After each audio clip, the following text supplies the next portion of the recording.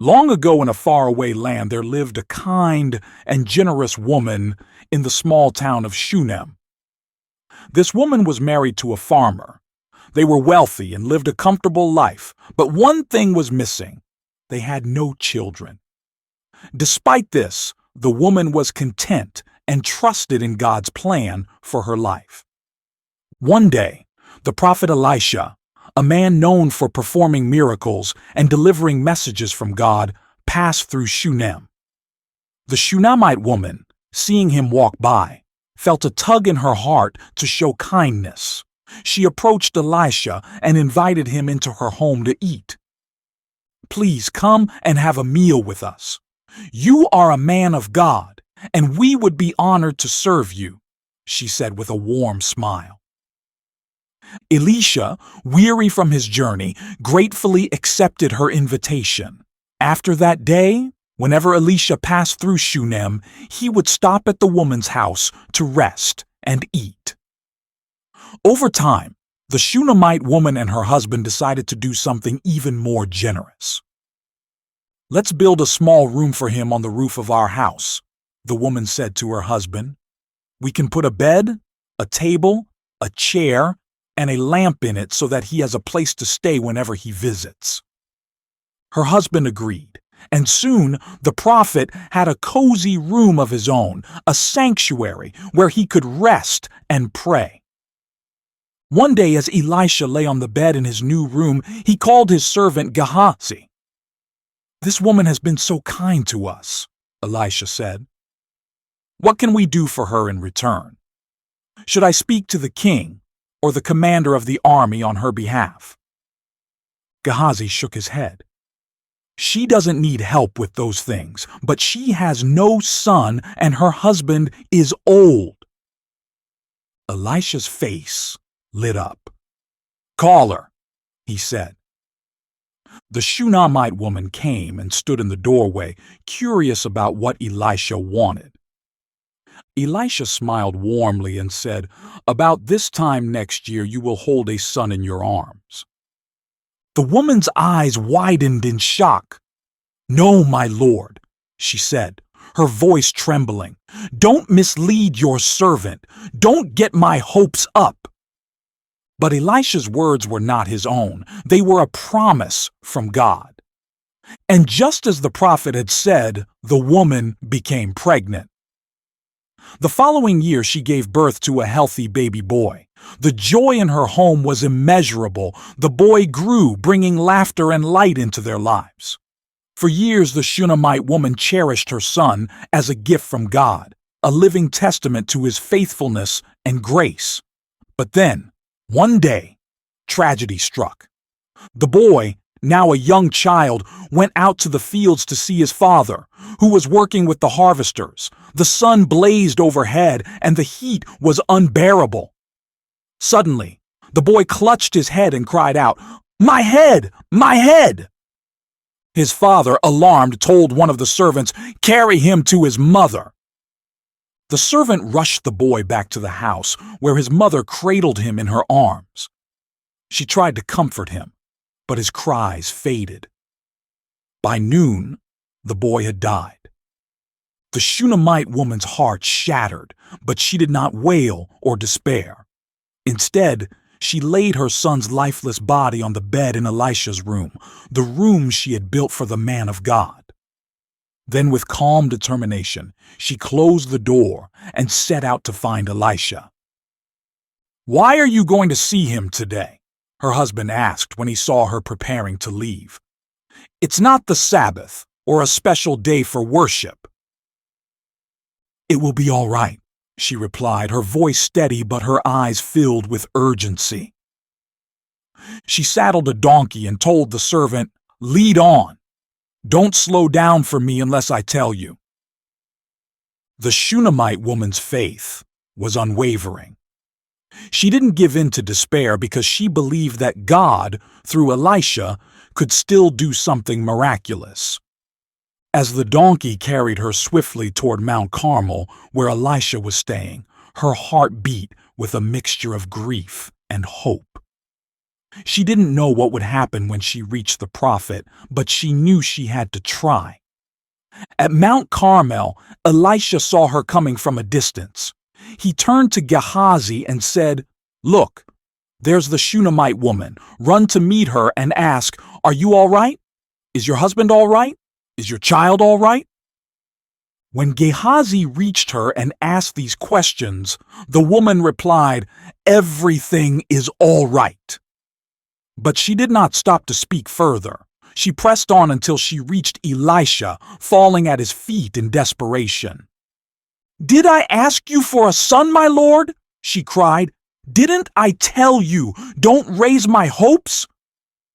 Elisha's face grew serious as he realized the depth of her anguish. "Gehazi," he said, "tuck your cloak into your belt, take my staff in your hand, and run. If you meet anyone, do not greet them, and if anyone greets you, do not answer. Lay my staff on the boy's face." But the Shunammite woman refused to leave Elisha's side. "As surely as the Lord lives, and as you live, I will not leave you," she said. And so Elisha rose and followed her back to Shunem, the Shunammite woman. Her face streaked with determination and grief led Elisha toward her home in Shunem. The journey was quiet, save for the sound of the donkey's hooves against the dirt path. The prophet's staff clutched tightly in Gehazi's hands was the only sign of urgency in their deliberate pace. When they reached the house, Gehazi had already gone ahead. Inside, he found the boy's lifeless body lying on Elisha's bed.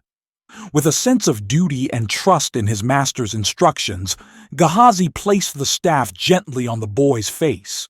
He waited, his heart pounding, hoping for a sign of life. But nothing happened. The room remained eerily still, and the boy did not stir. When Elisha arrived, Gehazi met him at the door and shook his head. "The boy is not awakened," he said, his voice filled with quiet resignation. Elisha said nothing. His face was calm but resolute as he stepped into the room and closed the door behind him.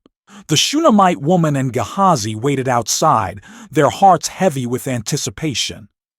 Inside, Elisha knelt by the bed and prayed fervently to the Lord. "O God of Israel," he whispered, "you gave this boy life. Show your power once more, for your glory and for the faith of this woman who trusts in you." Rising from his knees, Elisha stretched himself out over the boy, placing his hands on the child's hands, his mouth over the child's mouth, and his eyes over the child's eyes. The warmth of his body transferred to the lifeless boy, but still, there was no movement. Elisha stepped back and paced the room, his heart heavy yet unwavering in faith. He returned to the bed and repeated the process. This time, a miracle began to unfold. The boy's body grew warm, and suddenly he sneezed, once, twice, and then 7 times. His eyes opened, wide with life and light. Elisha smiled, a look of relief and awe washing over him. He called out, "Gehazi, call the Shunammite woman." When she entered the room, her eyes darted from Elisha to the bed. Her breath caught in her throat as she saw her son sitting up, alive and well. Tears streamed down her face as she ran to him, scooping him into her arms. "Take your son," Elisha said gently, his voice filled with the quiet humility of one who had just witnessed God's power. The woman fell at Elisha's feet, overwhelmed with gratitude. "Thank you, my lord," she said, her voice trembling. "Thank you, and praise be to the God of Israel." After the miraculous restoration of her son, the Shunammite woman's life returned to its usual rhythm. Yet her faith had been deeply strengthened. Her gratitude for the boy's life turned her home into a place of thanksgiving and worship.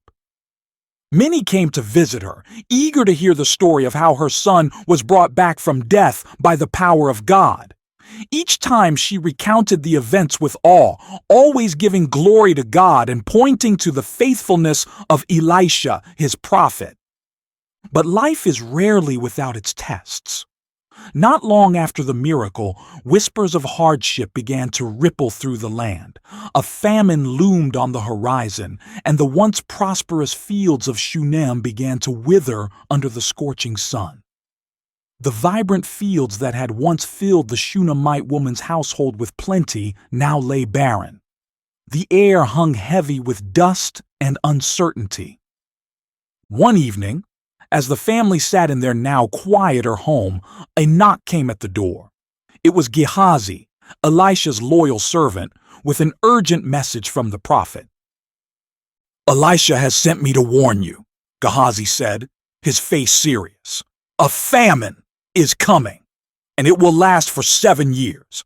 Elisha advises you to leave your home and settle in another land until the famine is over." The Shunammite woman's heart sank. This was her home, the place where she had built her life and raised her beloved son. Could she truly leave it all behind? But then she remembered. If God had saved her son, he could guide her through this trial as well. Her faith reassured her, and she trusted that God's words through Elisha were for her good. With her husband and son, the Shunammite woman packed up their belongings. She took only what was necessary, leaving behind the comforts of their home and trusting in God to provide for them in the land ahead. They journeyed to the land of the Philistines, a foreign place where the customs and language were unfamiliar. The Shunammite woman's faith was tested daily in this strange land. Food was scarce, and their neighbors often looked at them with suspicion, seeing them as outsiders. Yet she held on to the memory of her son's miraculous recovery, reminding herself that the same God who brought him back to life would sustain them through this season of famine. Her son, now a lively boy full of curiosity, was a source of constant hope. Despite their hardships, he never stopped asking questions about the God who had saved him. "Mother," he asked one evening as they ate a meager meal, "do you think Elisha is praying for us right now?" She smiled, brushing a strand of his hair out of his face. "I'm sure of it," she said. "Elisha is a man of God, and he never forgets those he loves. But more importantly, God himself is watching over us." 7 years passed. The famine finally came to an end, and the Shunammite woman decided it was time to return to Shunem. The journey home was filled with mixed emotions. She was eager to see her home again, but she also knew that much could have changed in her absence. Would her house still be there? Would they still have a place in their community? When they arrived in Shunem, her heart sank. Their home and land had been taken by others during their absence. The fields were being farmed by strangers, and the house was no longer theirs. It seemed that all they had worked for was gone. But the Shunammite woman refused to give in to despair. She remembered the God who had been faithful to her before and decided to take her case directly to the king. "Come," she said to her son, "we will go to the palace, and we will trust God to restore what has been taken from us." At the palace, the Shunammite woman waited patiently in the great hall, surrounded by nobles and petitioners, all seeking the king's attention. Her son stood by her side, his eyes wide as he took in the grandeur of the royal court. As they waited, a familiar voice echoed through the hall. It was Gehazi, Elisha's servant. He was standing before the king, recounting the many miracles Elisha had performed. "There was even a time," Gehazi said, "when Elisha brought a woman's son back to life. She had been so kind to the prophet, building him a room in her home, and when her son died, Elisha prayed to God, and the boy was revived." The king leaned forward in his chair, intrigued. "Where is this woman now?" he asked. Just then, Gehazi turned and saw the Shunammite woman standing in the hall, his eyes lit up with recognition. "My lord, this is the woman, and this is her son, the one Elisha brought back to life." The king motioned for her to come forward. As she approached, her son holding tightly to her hand, she recounted her story in full, the kindness she had shown to Elisha, the promise of her son, his miraculous resurrection, and now the loss of her home and land. The king listened intently, his face softening as he heard her tale. Then he turned to his officials and said, "Restore everything that belonged to her, including all the income her land produced during her absence." The Shunammite woman left the palace that day with her son, her heart overflowing with gratitude. Not only had God provided for them during the famine, but he had also restored all that had been lost. Her faith, tested time and again, had been rewarded. As she and her son walked back to their newly restored home, she whispered a prayer of thanksgiving. She knew that her life would continue to have its challenges, but she also knew that the God who had been faithful in the past would be faithful in the future. The Shunammite woman's story didn't end with the restoration of her home and land. Her life became a living testimony of God's faithfulness, and people from near and far came to hear of her miraculous experiences. Each time she told her story, she emphasized not her own strength, but God's unwavering power and love. Her son grew into a young man full of curiosity and wisdom. He often asked her about the moments of faith that had shaped their lives, and she used every opportunity to teach him about trusting God in all circumstances. Years passed, and one day, Elisha came back to visit the Shunammite woman. Now older, her face still radiated the kindness and faith that had always defined her. She welcomed him with the same warmth as before, preparing a meal and offering him the room she had built for him so long ago.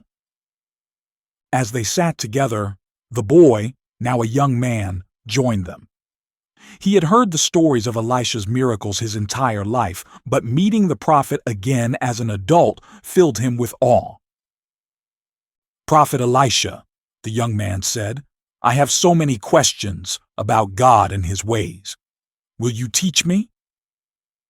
Elisha smiled, his eyes filled with warmth.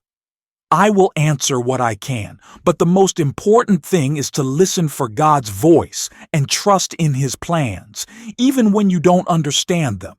Your mother has shown you what it means to walk in faith."